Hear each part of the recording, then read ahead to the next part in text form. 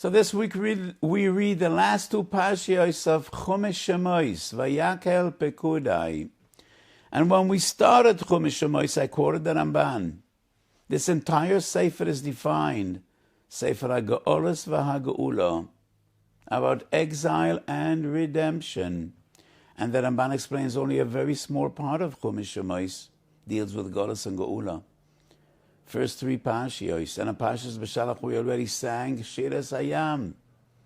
The Ramban explains Geula is not a function of personal freedom or even of national sovereignty. Ad asher al malas avoisam yeshuvon. The Geula is only when we are restored and we come back to the heights, to the greatness of our forefathers, and that is why Yisro Mishpotim that tell the story of Kabbalah Satorah are part of the Geula. Hakomes HaMishkan is the climax, when we once again were Zeiche to Ashras HaShechina. So the first 3.5 parashiyos deal with actual leaving Eretz Mitzrayim. Then 2 parashiyos are about Ma'amad Har Sinai and Kabbalah Satorah, Yisro Mishpotim, and then we have 5 parashiyos, the biggest section of Chumash Shemos, Trumat Tetzaveh, Kitiso, Vayakhel, Pekudei, dealing with Hakomes HaMishkan. And finally, when they erected the Mishkan, Vayavorech Oisam Moshe, what was his bracha? Rashi brings Divrei Chazal, Yerotzen Shetishra Shechina B'masi Yedeichem. And that's a surprise. Isn't it obvious? Isn't that what HaKadosh Baruch Hu promised? No. It should not be taken for granted. It should not be taken for granted. So there's a medrash in Perek Ches of Shir HaShirim, towards the end of Shir HaShirim. Im yiten ish kol beiso beyavu boiz yavoizu lo.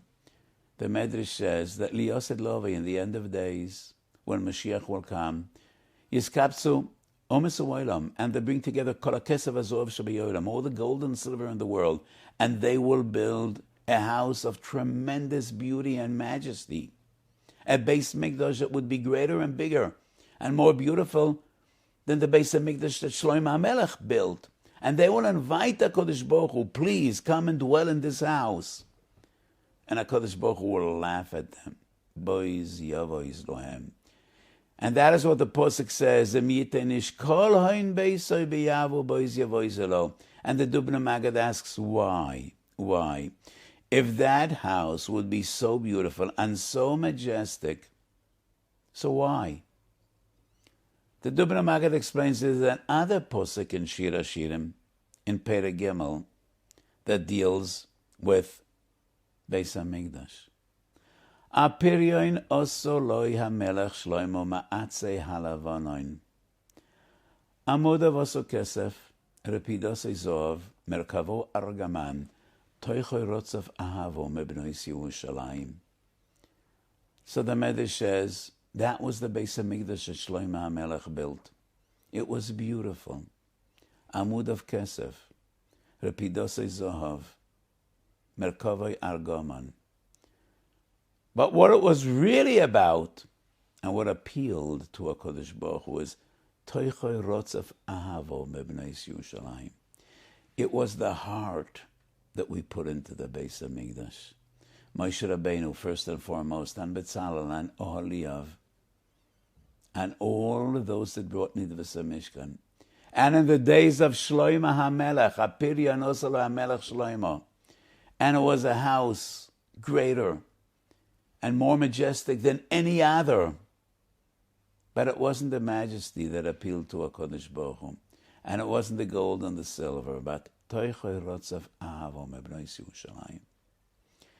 And the Gemara says in Sanhedrin, when Nebuchadnezzar destroyed the first Beis HaMikdash, Bas Kol Yotzam and Hashemayim, Rusha ben Benoi Shelo Yisei Arosha, Kemach Tachun Tachanta, Bayet Charev Hechrafta.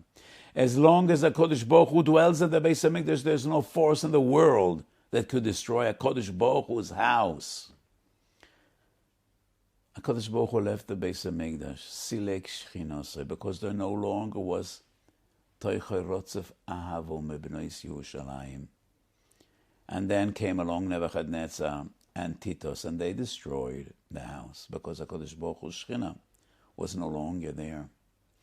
So it is all about Toichei Rotzef Ahavo Mebnois Yerushalayim. There's an amazing Sforno in Parashat Pekudei. The Sforno asks, how come the Beis HaMikdash, that Shlomo Melech built in Yerushalayim, that is the Mukom HaMikdash, that is the holiest place in the entire world, but it was destroyed, and the clay Mikdash fell into the hands of Soinei Oivei Yisrael. It didn't happen to the Mishkan. The Sforno explains the Mishkan was built by Kedusha V'Tahara, step after step, from stage one. Shlomo Melech made a tragic mistake when he invited Chiro Melech Tzor to donate Arzei Halavan, the cedars of Lebanon. And that is why the Mikdash ultimately was destroyed. At one stage, it lacked the Kedusha, the Tahara, the heart of Klal Yisrael. And that is the broch of Moshe Rabbeinu, Shetishra Shechina B'Masi Yadeinu. We should be zeicher that this should be a bayis lo netzach, an eternal home for HaKadosh Baruch Hu, which should never be destroyed. And that is only if we know how to build this house, b'kedusha v'tahara. So in Ksubas Anambov Metziani, Yerushalmi Mesechet Megillah Chazal tell the story of the two great Talmidim, of Rabbeinu HaKodesh, Rav Chia and Rav Chanina Bar Chama, who are arguing and learning. And Rav Chanina says, how do you dare to argue with me? Ilu tishtakech torim Yisrael hadan elei bepilpuli. And Rav Chia responds, Vanu avid niderot tishtakech mi Yisrael. You're talking theory. If the Torah will be forgotten, you could restore it. But I actually am responsible that the Torah was not forgotten. And the Gemara says, what did Rav Chia do that was such an amazing achievement to ensure that Torah will never be forgotten? He bought flax. He made nets. He trapped deer. He fed them. He slaughtered them. And from their skin, he made klaf. And he wrote Sforim, and he taught Yaldei Yisrael. That is what Reb Chia did to ensure Shaloi Tishtakech Torem Yisrael. And the Marsha and everyone else asks, Chavar al Zman, what a waste of time. You could buy Sforim or buy klaf. No, Reb Chia understands, if we want to ensure the future of Klal Yisrael, Shaloi Tishtakech Torem Yisrael, from stage number one, from the very beginning, it all needs to be L'Shem Shemayim. We can't buy klaf. We don't know who produced that klaf and how it was brought to be. So Rav Chia plants flax and he cuts it and he makes nets and he traps deer. He feeds them, shechts them, mafshit, makes klaf. He writes for them and teaches Yaldei Yisrael. This has been a terrible year, not only in the toll of human suffering, but for Torah and for Avodah. So many shuls and yeshivas in the entire world were closed, and even when they were open, not at full capacity. These type of capsules and that type of capsules, and yeshivas opened and closed and opened and closed, and isolation and bidud, and so many were ill. Thousands, tens of thousands are still davening in yards, on the street. Slowly, at least in Etzisol, things are getting better. And we hope Bekorov that this will be over. And let's hope the same will happen in the entire Jewish world.